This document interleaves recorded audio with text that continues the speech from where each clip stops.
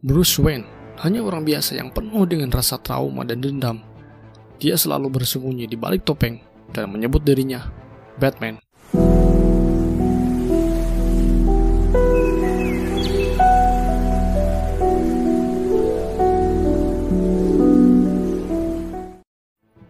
Batman tidaklah seperti superhero lainnya, seperti Superman yang memiliki kekuatan super, Flash yang bisa berlari cepat dan membelah waktu, Aquaman yang bisa mengendalikan lautan. Batman tidak sekuat dan sehebat superhero lainnya, tapi dia punya satu kekuatan yang bagi kita itu adalah kekuatan yang logis dan impian semua orang. What are your superpowers again? I'm rich. Dari semua superhero, Batman salah satu dan mungkin satu-satunya superhero yang paling logis, natural, dan manusiawi. Logis dari aksinya, natural dari bertarungnya, manusiawi dari segi kekuatan ataupun dari segi perlakuannya. Batman hanya memiliki kekuatan fisik, kecerdasan, keterampilan bertarung, dan sumber daya finansial yang besar. Dia juga memiliki prinsip untuk mengalahkan musuhnya tidak dengan membunuhnya. The hell are you supposed to be? Sejak kita kecil atau saat pertama kali kita melihat superhero seperti Superman, Aquaman, Spider-Man, Iron Man, dan lain-lain, kita bermimpi dan berharap menjadi superhero, atau paling tidak kita mengidolakan salah satu dari mereka dari sekian banyaknya superhero. Namun, nama Batman jauh dari pilihan kita karena minimnya akan action keren, karakter yang terlalu banyak mengatur dan banyak omong, dan minim akan kekuatan super. Hingga akhirnya kita beranjak dewasa, kita mulai sadar bahwa hampir dari apa yang Batman perjuangkan, pikirkan, dan takutkan itu lebih relate dengan kita. Tidak hanya Batman itu sendiri, musuh-musuh utama Batman sebenarnya banyak yang tidak memiliki kekuatan super juga. Mereka adalah orang-orang yang memiliki masalah psikologis yang kompleks, seperti Joker, Riddler, Penguin, Two-Face, Scarecrow, dan Manhunter. Hingga akhirnya saya menyukai karakter ini, Batman. Hey, Joker guy, Batman. Batman adalah alter ego dari Bruce Wayne, seorang anak yang memiliki fobia dan trauma terhadap kelelawar. Hingga trauma itu harus dibarengi dengan rasa sakit dan sedih atas kematian orang tuanya di depan matanya oleh perampok yang bernama Joe Chill. Bruce dibesarkan oleh Alfred Pennyworth, seorang pelayan dari keluarga Wayne. Hingga saat dia beranjak dewasa, Bruce pergi keluar kota untuk melupakan kenangan kelam di masa lalunya. Ini membuktikan bahwa Bruce memang terlahir seperti manusia biasa seperti kita, yang mencoba lari dari mimpi buruk dan kenangan buruk. Kita lupa bahwa kenangan buruk tidak melekat pada suatu tempat atau waktu, tapi pada pikiran kita. Bruce memulai perjalanannya untuk belajar berbagai hal, berbagai keterampilan dari para master di bidangnya, seperti seni bela diri, teknologi, hingga kriminologi. Tujuannya adalah untuk menjadi petarung dan detektif yang handal, dan sudah pasti untuk membalaskan dendam orang tuanya. Bahkan dalam film The Batman Begins, Bruce Wayne demi memahami seluk-beluk dunia kriminal, Bruce rela keluar dari kehidupan mewahnya, di penjara dan menderita dalam waktu yang cukup lama. Ini pelajaran penting untuk kita. Ada tujuan, ada pengorbanan. Ketika kita memiliki ambisi besar, tentu totalitas, mau belajar dan keluar dari zona nyaman memang harus ditempuh dan dilakukan.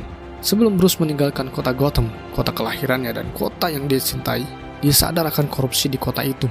Hingga saat dia kembali dan melihat semakin jelasnya bobroknya sistem di kota itu, akhirnya dia memutuskan untuk menjadi vigilante.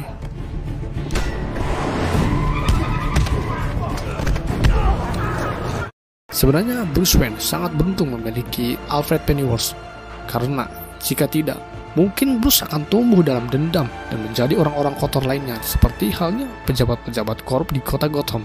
Dan memang itu yang dikatakan Riddler dalam film The Batman. Dari cinta, amarah, ketidakadilan, kriminal, korupsi, hingga trauma, itu semua menyatu dan melebur dalam diri Bruce.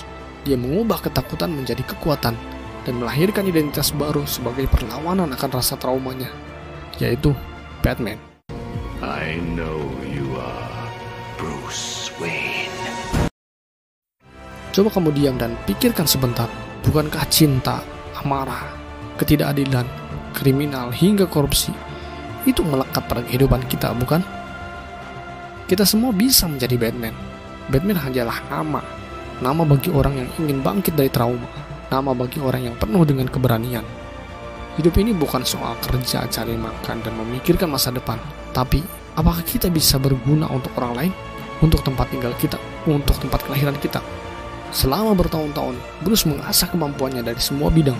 Kerja keras lebih keras, kerja cerdas lebih cerdas, karena dia tahu akan kelemahannya dan seperti apa dirinya, yaitu dia hanya manusia biasa yang ada di lingkungan orang-orang yang memiliki kekuatan bak dewa. Bruce alias Batman juga memiliki kemampuan untuk membaca situasi dan karakter orang dengan baik, sehingga dia dapat mengambil keputusan yang tepat dan strategis, bahkan dalam situasi yang paling sulit sekalipun. Bruce sangat visioner, ia mampu berpikir kritis 10 kali lebih jauh daripada orang lain.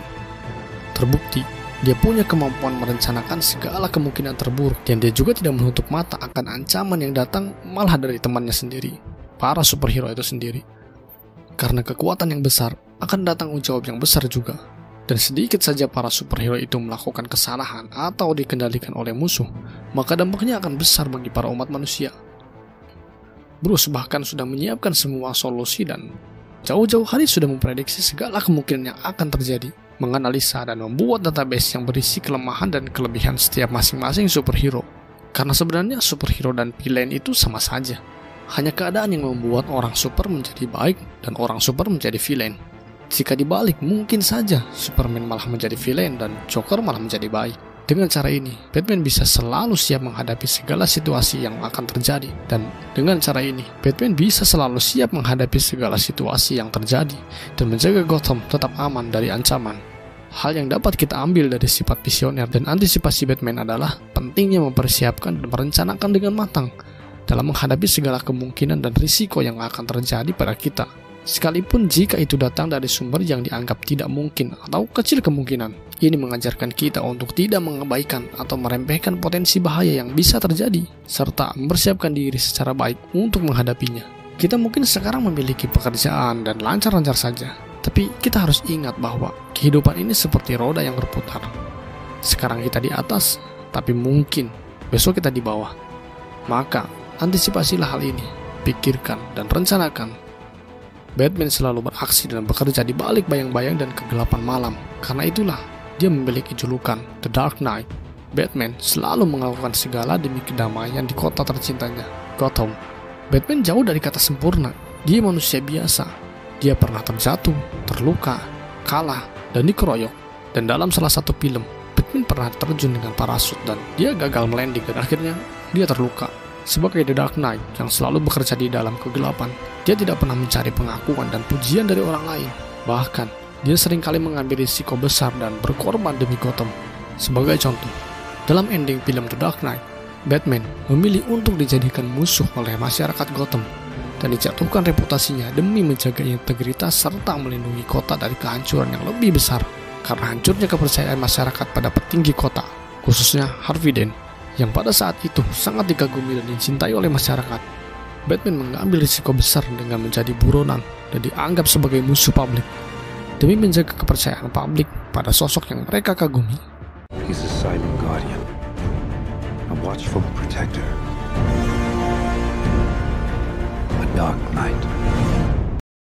Tindakan tersebut menggambarkan bahwa Batman tidak terpengaruh oleh pengakuan atau pujian dari orang lain, melainkan hanya bertindak sesuai dengan prinsip dan keyakinannya demi melindungi kota Gotham. Ingat, tujuan kita bukan supaya kita tidak takut, tapi kuasai rasa takut. Ketakutan adalah alat untuk kita supaya tetap terus mengasah diri dan tetap waspada. Bruce sesekali sering terbayang rasa trauma dan mimpi buruknya akan kematian orang tuanya. Tapi tidak jarang Bruce dengan cepat dan mudah menghilangkan kenangan buruk itu dalam pikirannya. Setiap dari kita punya trauma, ketakutan dan kekecewaan, dan jika kita terlarut dari itu terus, maka kita akan diam dan tidak berkembang.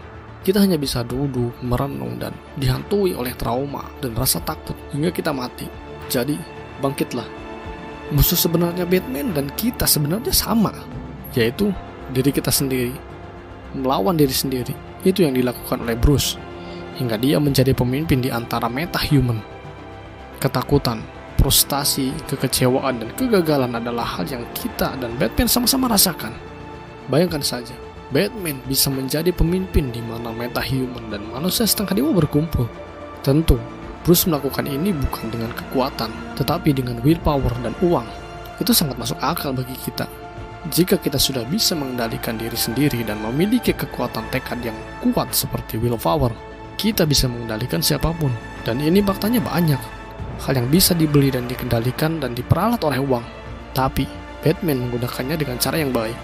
Jadi, jika kamu sudah ada di titik seperti Batman, jangan sampai kuasamu dan uangmu malah membuatmu menjadi penguin. Tapi, jadilah seperti Batman.